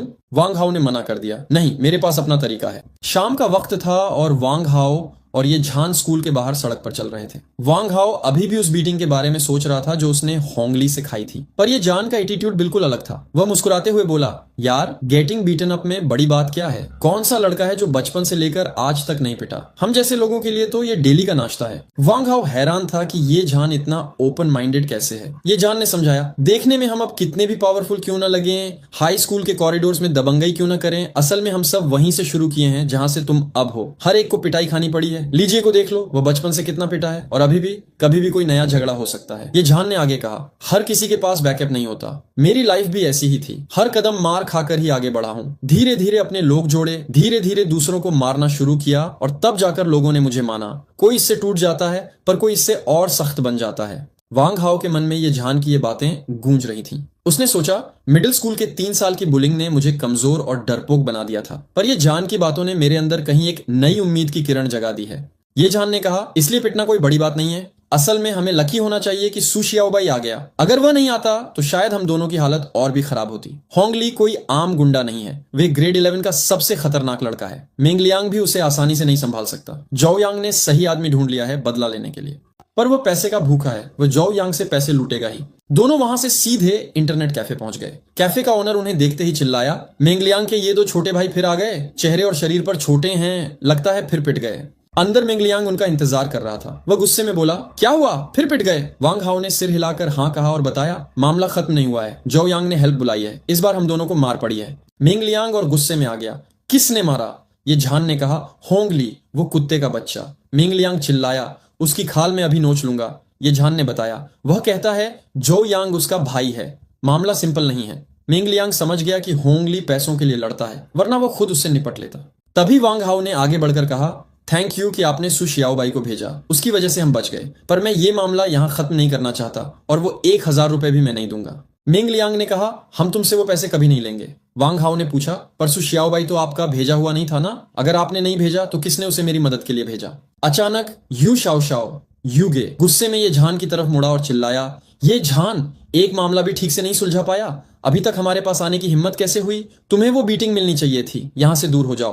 पूरे कैफे में सन्नाटा छा गया। सब शौक थे कि यूगे अचानक ये झान को क्यों डांट रहा है। मेंग लियांग ने एक शैतानी मुस्कान के साथ कहा, अभी तक खड़े क्या हो, दिमाग है या नहीं? और वांग हाओ को लेकर बाहर निकल गया। वो तीनों बिल्डिंग की छत रूफटॉप पर पहुंच गए। वहां शांति थी। मेंग लियांग ने कहा, यह झान अच्छा लड़का है, सबका ख्याल रखता है। यू शाओशाओ ने सिगरेट सुलगाते हुए कहा, इस बार होंगली के सामने वह कुछ नहीं कर सकता था। मेंग लियांग ने यू शाओशाओ से सिगरेट मांगी और दोनों में हल्की फुल्की नोक झोंक शुरू हो गई। वांग हाओ ने बीच में बोलकर उन्हें रोका, पहले बात खत्म करो, लड़ाई बाद में करना। मेंग लियांग ने गंभीर होकर वांग हाओ से पूछा, सबसे पहले ये बताओ, क्या तुम इस मामले को ऐसे ही छोड़ दोगे? वांग हाओ ने तुरंत कहा, नहीं, अगर मैंने हार मान ली तो जोउ यांग मुझे हमेशा के लिए कुचल देगा। यू शाओशाओ ने सिगरेट का कश लेते हुए असल सच्चाई बताई। सुनो, हमने ये झान को इसलिए डांटा और भगाया क्योंकि होंगली ने हाथ उठा दिया है। मामला अब सिंपल नहीं रहा। ये झान चेंगनान हाई स्कूल का स्टूडेंट है। अगर वो हमारी वोकेशनल स्कूल के झगड़ों में फंस गया तो उसके लिए मुसीबत खड़ी हो जाएगी। मेंग लियांग ने वांग हाओ को समझाया कि इस इलाके में 3 स्कूलों के गैंग्स के बीच एक ट्राइपॉड यानी 3 तरफा राइवलरी है, चेंगनान हाई, बेयुआन वोकेशनल और बेयुआन नंबर 7 मिडिल स्कूल। मेंग लियांग ने बताया, देख वांग हाओ, हम तीनों स्कूलों के गुंडे आपस में एक दूसरे को पसंद नहीं करते, पर हम एक बैलेंस बनाए रखते हैं। लेकिन अगर ये झान जो चेंगनान हाई का स्टूडेंट है हमारी तरफ से लड़ाई में कूदा तो उसका अपने ही स्कूल में जीना हराम हो जाएगा। इसलिए इंटरनेट कैफे में उन्होंने ये झान को जानबूझकर सबके सामने डांटा और भगा दिया। ये सब एक नाटक था ताकि चेंगनान हाई के लोगों को लगे कि ये झान को वोकेशनल स्कूल वालों ने रिजेक्ट कर दिया है ताकि उसकी इज्जत बच सके। वांग हाओ ये सुनकर हैरान रह गया। उसे एहसास हुआ कि ये लोग कितने समझदार हैं और वो सच में ये झान की परवाह करते हैं। मेंग लियांग ने वांग हाओ के कंधे पर हाथ रखा और कहा, अगर तुम हार नहीं मानना चाहते तो हम तुम्हारे साथ हैं। अब से तुम हमारे अपने भाई हो। ये सुनकर वांग हाओ की आंखों में आंसू आ गए। पहली बार उसने महसूस किया कि उसके पास असली दोस्त हैं। अगली सुबह तीनों सड़क पर चल रहे थे। मेंग लियांग ने वांग हाओ केओ क्लास में जाने को कहा और एश्योर किया कि वो होंगली और जोउ यांग को हैंडल कर लेंगे। वांग हाओ मुस्कुराया और स्कूल के लिए निकल पड़ा। जब वांग हाओ क्लासरूम में एंटर हुआ तो क्लास मॉनिटर जोउ यांग तुरंत खड़ा हो गया। उसने गुस्से में कहा, वांग हाओ, तुम लेट आए हो। एज अ मॉनिटर मुझे तुम्हें पनिश करना पड़ेगा। तुम्हें 5000 शब्दों का निबंध लिखना पड़ेगा और पूरे क्लास के सामने पढ़ना पड़ेगा। वांग हाओ ने शांति से उसकी तरफ देखा और धीरे से बोला, शिएनी माँ, तेरी माँ का शुक्रिया।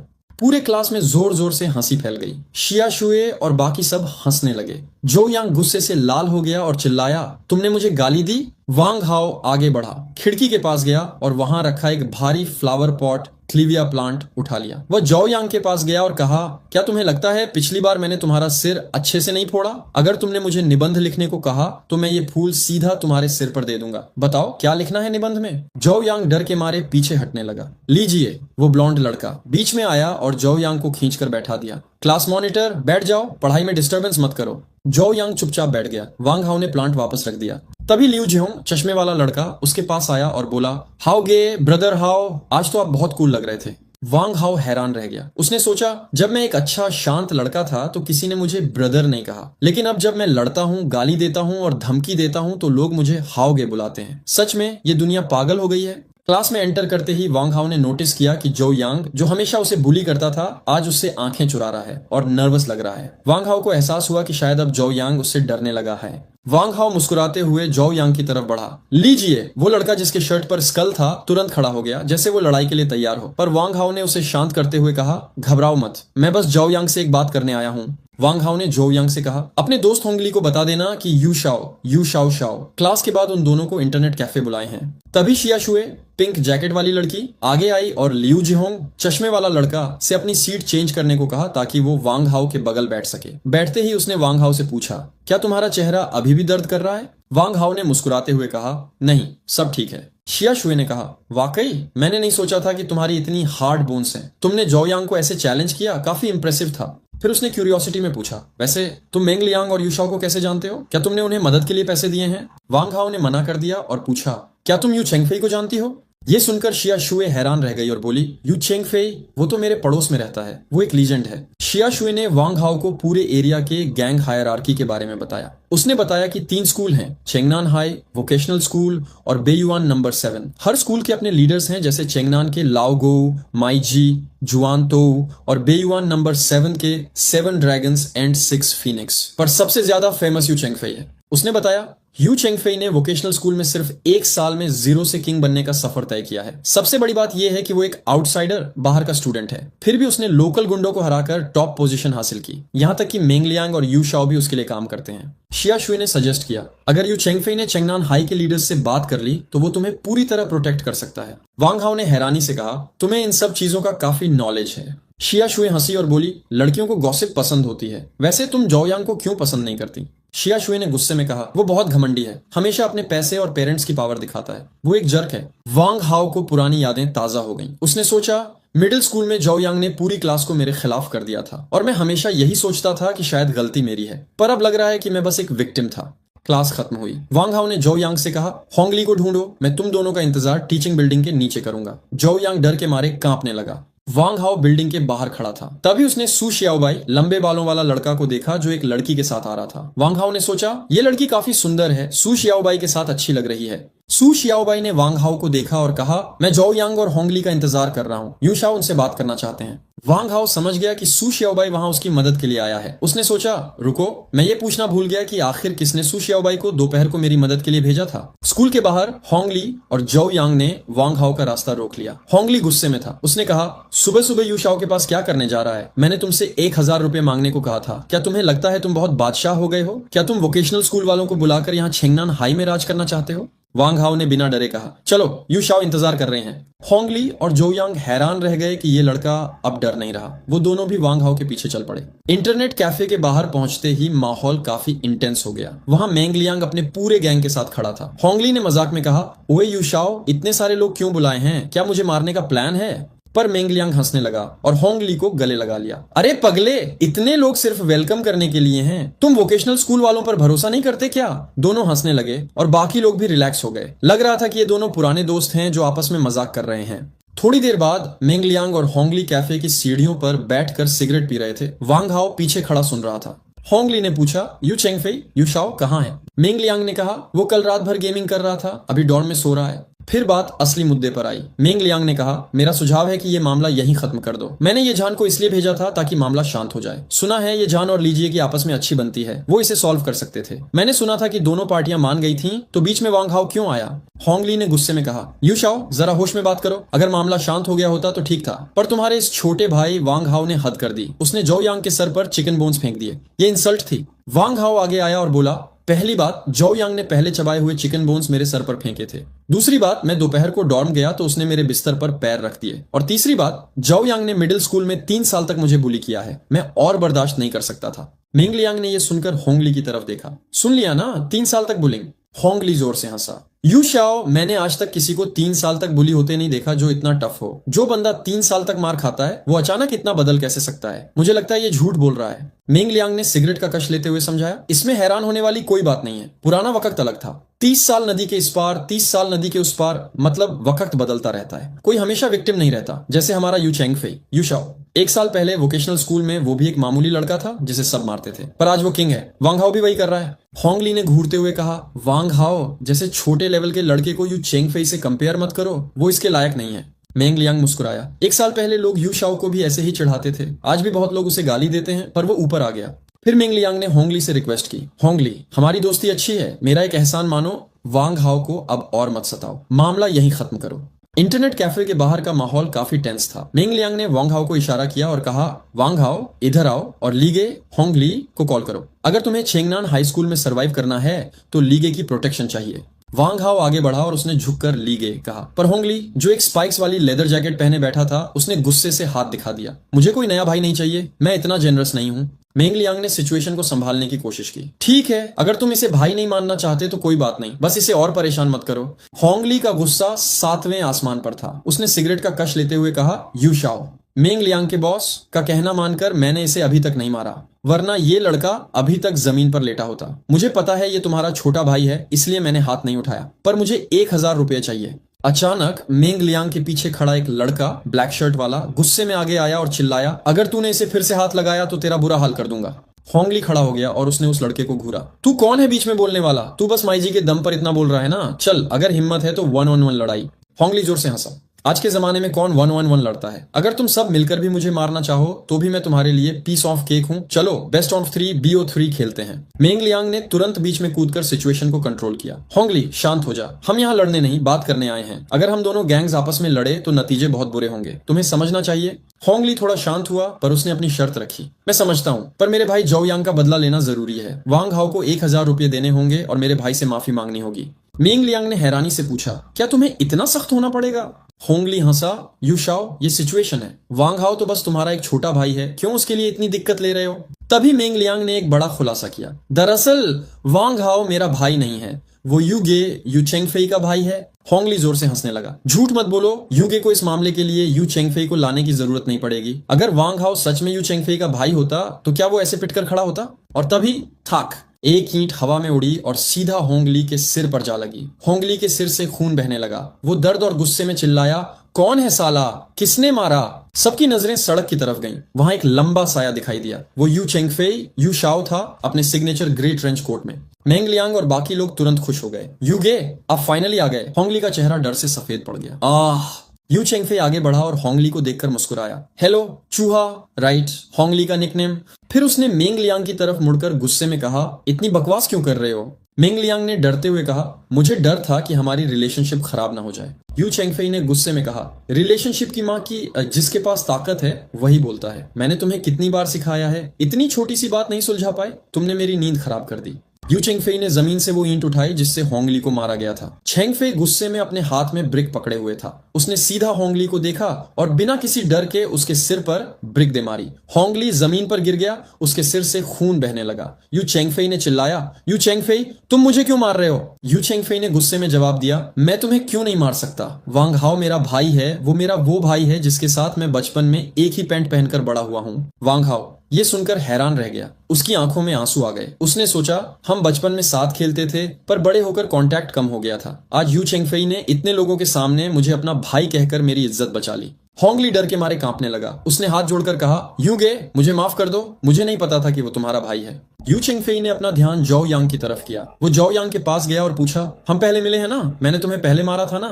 वांग हाओ शॉक रह गया। उसे अब समझ आया कि यू चेंगफेई ने जौ यांग को पहले भी मारा था। यू चेंगफेई ने जौ यांग से पूछा, बताओ मैंने तुम्हें उस वक्त क्यों मारा था? जौ यांग पसीने पसीने हो गया। उसने डरते हुए कहा, तुमने मुझे कहा था कि अब से वांग हाओ को कभी परेशान मत करना। वांग हाओ को झटका लगा। उसने सोचा, मतलब यू चेंगफेई ने 6 महीने पहले जौ यांग को मेरे लिए वार्न किया था, पर उसके बाद भी जौ यांग ने मुझे और ज्यादा बुली किया। यू चेंगफेई ने गुस्से में कहा, लगता है तुमने मेरी एडवाइस नहीं मानी। उसने जमीन से एक और ब्रिक उठाई। क्या अभी भी कुछ कहना चाहते हो? जौ यांग रोते हुए बोला, हम दोनों एक ही टाउन से हैं, प्लीज मुझे मत मारो। यू चेंगफेई ने कहा, वांग हाओ को बुली करना मौत के बराबर है। जौ यांग डर के मारे रो पड़ा, मैं गलती करूंगा, प्लीज छोड़ दो। यू चेंगफेई ने पूछा, प्रॉब्लम कहाँ है? क्या मैंने पहले कम मारा था या तुम्हें बहुत हिम्मत हो गई है? ये कहकर उसने ब्रिक सीधा जौ यांग के चेहरे पर दे मारी। जौ यांग इतना डर गया कि उसके पैंट में पेशाब निकल गई। वहां खड़े सभी लोग उस पर हंसने लगे और उंगली उठाने लगे। यू चेंगफेई ने वांग हाओ की तरफ मुड़कर कहा, देखा, वो इसलिए तुम्हें बुली कर रहा है क्योंकि वो तुमसे डरता नहीं है। अगर तुम्हें इस किस्मत से बाहर निकलना है तो तुम्हें उसे डरना सिखाना पड़ेगा, समझे? पिछले 3 सालों में जब वो तुम्हें बुली कर रहा था, मैंने दिमाग में उसे हजारों बार मारा है, पर अफसोस वो सिर्फ एक ख्याल था। वांग हाओ ने आगे बढ़कर यू चेंगफेई के हाथ से ब्रिक ले ली। जौ यांग ने गिरते हुए कहा, वांग हाओ प्लीज मुझे मत मारो, मैं गलती करूंगा, हम क्लासमेट हैं, देखकर हमारी पुरानी यादें, मैंने तुम्हें मिल्क भी पिलाया था। वांग हाओ को पुरानी यादें ताजा हो गईं। उसने सोचा, जब हम डेस्कमेट बने तो उसने मुझे स्नैक्स दिए थे, पर वो सिर्फ इसलिए ताकि वो एग्जाम में मेरे पेपर्स कॉपी कर सके। वांग हाओ ने गुस्से में कहा, झुक जा नील। उसने ब्रिक जौ यांग के सिर पर दे मारी। जौ यांग दर्द से चिल्लाया और जमीन पर घुटनों के बल गिर गया। उसके सिर से खून बहने लगा। वांग हाओ ने फाइनली अपने बुली को सबक सिखा दिया था। जौ यांग जमीन पर घुटनों के बल बैठा था, उसके सिर से खून बह रहा था। वांग हाओ ने उसे देखा और सोचा, क्या किसी को अपने आगे झुकाना सच में गर्व की बात है? तुमने शायद उसके शरीर को तो जीत लिया है, पर उसके दिल को कभी नहीं जीत पाओगे। वांग हाओ को पता था कि जौ यांग के दिमाग में क्या चल रहा है। वो सिर्फ डर के मारे झुका है। अंदर ही अंदर वो बदला लेने की प्लानिंग कर रहा होगा। पर वांग हाओ ने उसे उठने का इशारा किया और कहा, उठ जाओ, मैं तुम्हें नहीं मारना चाहता, वरना मेरा हाथ गंदा हो जाएगा। अगर तुम्हें लगता है कि तुम बदला ले सकते हो तो कभी भी आ जाना। जौ यांग हैरान रह गया कि वांग हाओ उसे छोड़ रहा है। वो डरते हुए उठा और वहां से भाग गया। ली जिये ने यू शाओ यू चेंगफेई से पूछा, क्या हमें उसे सच में जाने देना चाहिए? यू शाओ ने मुस्कुराते हुए कहा, चिंता मत करो, होंगली तो तुम्हारे लिए ही आया था। अगर जौ यांग अभी चला गया तो होंगली बाद में उसकी जरूर पिटाई करेगा। डोंगुआन के एक रहने वाले के नाते मैं उसे वार्न कर रहा हूँ। फिर यू शाओ ने वांग हाओ की तरफ मुड़कर उसके कंधे पर हाथ रखा और पूछा, कैसा लगा? सुकून मिला ना? वांग हाओ ने मुस्कुराते हुए कहा, बहुत ज्यादा सुकून मिला। यू गे, आज के लिए थैंक यू। यू शाओ ने कहा, अरे पगले, भाइयों में थैंक्स नहीं होता? उसने फिर पूछा, वैसे क्या तुमने पहले कभी जौ यांग को मारा था? वांग हाओ कंफ्यूज हो गया। यू शाओ ने बताया, तुम्हारी माँ ने मेरी माँ को बताया था कि तुम्हें स्कूल में बुली किया जा रहा है, तो मैंने गुस्से में जौ यांग को ढूंढा, उसे एक गली में खींचा और अच्छी तरह पिटाई की थी। मैंने उसे मना किया था कि वो तुम्हें परेशान न करे। वांग हाओ को अचानक सब समझ आ गया। उसने सोचा, तो इसलिए उसके बाद जौ यांग ने मुझे और ज्यादा बुली किया। उसने अपना गुस्सा और ह्यूमिलिएशन मुझ पर निकाला। यू शाओ ने गुस्से में कहा, लगता है मैंने उसे उस वक्त हल्का मारा था। कोई बात नहीं, अब हमारे स्कूल पास है, अगर फ्यूचर में कोई दिक्कत हो तो सीधा मुझे ढूंढ लेना। अचानक यू शाओ को कुछ याद आया और वो घबरा गया। अरे सब लोग कहाँ गए? मेरा गेम अकाउंट कौन लेवल अप करेगा? मैंने कहा था ना कि मेरा अकाउंट 24 घंटे ऑनलाइन रहना चाहिए। मेंग लियांग ने उसे शांत करते हुए कहा, चिंता मत करो यूगे, मैंने लाओ झांग को बोल दिया है, वो अभी ग्राइंड कर रहा है। यू शाओ ने चैन की सांस ली। यू शाओ ने वांग हाओ से कहा, इस बार मैं तुमसे नाराज नहीं हूँ, पर अगली बार अगर होंगली जैसे किसी से पंगा पड़े तो बिना सोचे समझे उस पर टूट पड़ना। बाकी की जिम्मेदारी मेरी है, मैं हूं ना संभालने के लिए। सब लोग जोर से हंसने लगे। मेंग लियांग ने वांग हाओ से माफी मांगी कि उसने मामले को अच्छे से हैंडल नहीं किया। वांग हाओ ने कहा कि कोई बात नहीं, सबने उसका ख्याल रखा और सू शियाओबाई ने भी होंगली को रोका था। यू शाओ ने सू शियाओबाई के बारे में पूछा और वांग हाओ को सलाह दी कि उससे अच्छे रिश्ते रखे, क्योंकि भविष्य में उसकी मदद लग सकती है। फिर यू शाओ ने अचानक वांग हाओ से एक गंभीर सवाल पूछा, वांग हाओ, जब तुमने वो फ्लावर पॉट उठाया था जो यांग को मारने के लिए, तो क्या तुमने ये सोचा था कि अगर मैं वहां नहीं मिला तो तुम क्या करोगे? वांग हाओ ने सच्चाई से जवाब दिया, हाँ मैंने सोचा था। अगर मुझे तुम नहीं मिलते तो मैं सीधा घर चला जाता और स्कूल ट्रांसफर कर लेता। कम से कम अगले 3 साल तक मुझे बुली नहीं होना पड़ता। यू शाओ ने वांग हाओ की पीठ थपथपाई और कहा, बहुत अच्छा, तुम्हारे अंदर असली मर्द वाली हिम्मत है। तभी मेंग लियांग ने देखा कि यू शाओ खड़े खड़े सो रहा है। उसने उसे हिलाया तो यू शाओ होश में आया और बोला, मैं तो बस झपकी ले रहा था। उसके दोस्तों ने मजाक किया कि यूगे की खड़े होकर सोने की कला कमाल की है। यू चेंगफेई अचानक होश में आया, जैसे वो अभी सोकर उठा हो। उसने हैरानी से पूछा, अरे मैं तो डॉर्म में था ना, यहाँ कैसे आ गया? मेंग लियांग और बाकी लोग हैरान रह गए। मेंग लियांग ने कहा, यूगे तुम तो यहाँ आधे घंटे से खड़े हो, तुमने ही तो होंगली और जोयांग को पीटा था। वांग हाओ भी कंफ्यूज था। उसने सोचा, क्या यूगे को सब भूल गया? हमने अभी बात की थी। पर यू चेंगफेई मुस्कुराया और बोला, मैं मजाक कर रहा था, मैं सब सुन रहा था, मैं बस सोच रहा था। फिर उसने अपना असली प्लान बताया जो सबके होश उड़ा देगा। यू चेंगफेई ने कहा, माई जी, होंगली का बॉस अभी जेल में है, वो 15 दिन तक बाहर नहीं आ पाएगा। सब शॉक्ड थे। मेंग लियांग ने पूछा, क्या वो जेल में कैसे गया? यू चेंगफेई ने हंसते हुए बताया, मैंने एक लियांगपी स्टॉल के मालिक को पैसे देकर कहा था कि वो माई जी के खाने में एक पूरी बोतल मिर्च डाल दे। माई जी का गुस्सा 7वें आसमान पर चला गया। उसने हंगामा किया और पुलिस ने उसे उठा लिया। अब वो 15 दिन तक फ्री खाना जेल खाएगा। वांग हाओ समझ गया। इसलिए यू चेंगफेई ने होंगली को इतनी बुरी तरह पीटा क्योंकि उसका बॉस माई जी पहले से ही जेल में था, तो कोई बदला लेने वाला नहीं था। यू चेंगफेई फिर वांग हाओ की तरफ मुड़ा और गंभीर होकर कहा, वांग हाओ मेरी बात ध्यान से सुनो, तुम्हें चेंगनान हाई स्कूल छोड़ना पड़ेगा। वांग हाओ घबरा गया, क्यों? मैंने तो अभी बुलिंग खत्म की है। यू चेंगफेई ने समझाया, 15 दिन बाद माई जी बाहर आएगा, वो तुम्हें कभी नहीं छोड़ेगा। वो जोयांग से भी ज्यादा खतरनाक है। अगर तुम यहाँ रहे तो वो तुम्हें बुरी तरह परेशान करेगा। इसीलिए मेरे वोकेशनल स्कूल झिशियाओ आ जाओ, वहां तुम सुरक्षित रहोगे। वहां का प्रिंसिपल तुम्हारा स्वागत करेगा और स्कॉलरशिप भी देगा। वांग हाओ की आंखों में आंसू आ गए। उसने सोचा, मैंने ये स्कूल बुलिंग से बचने के लिए ज्वाइन किया था, पर अब लगता है यहाँ से निकलना ही पड़ेगा। मेंग लियांग और बाकी लोग भी वांग हाओ को गले लगाने लगे। हाँ भाई, हमारे पास आ जाओ, हम तुम्हारी रक्षा करेंगे। वांग हाओ रो पड़ा। उसने सोचा, शायद ये लोग यू चेंगफेई की वजह से मेरे पास हैं, पर आज मुझे पहली बार असली दोस्त महसूस हो रहे हैं। फिर सब लोग इंटरनेट कैफे गए गेम खेलने। यू चेंगफेई बहुत एक्साइटेड था। चलो मेरा अकाउंट चेक करते हैं। मैंने कहा था ना कि मेरा अकाउंट 24 घंटे ऑनलाइन रहना चाहिए। पर जैसे ही उसने स्क्रीन देखी, उसका चेहरा गुस्से से लाल हो गया। स्क्रीन पर लिखा था, डिफीटेड। यू चेंगफेई चिल्लाया, लाओ झांग, तूने मेरा कैरेक्टर क्यों मरवा दिया? तू बता। इंटरनेट कैफे में यू चेंगफेई यूगे का गुस्सा 7वें आसमान पर था। उसने कैफे के मालिक लाओ झांग को कॉलर से पकड़कर झटका दिया। मैंने तुम पर इतना भरोसा किया, तुमने मेरे साथ ऐसा क्यों किया? लाओ झांग डर के मारे कांप रहा था। मैंने जानबूझकर नहीं किया, कोई कस्टमर पैसे देने आया था, मैंने स्क्रीन स्विच की और जब वापस आया तो आपका कैरेक्टर गेम में मर चुका था। यू चेंगफेई ने गुस्से में कहा, तुम्हें पता है मेरा अकाउंट कितना इंपॉर्टेंट है? लाओ झांग ने गिड़गिड़ाते हुए कहा, मैं कंपेंसेशन दूंगा, मैं आपको 50 रुपए की मेंबरशिप रिचार्ज कर देता हूँ। यू चेंगफेई को यह सुनकर और गुस्सा आ गया। क्या मैं पैसों से खरीदा जा सकता हूँ?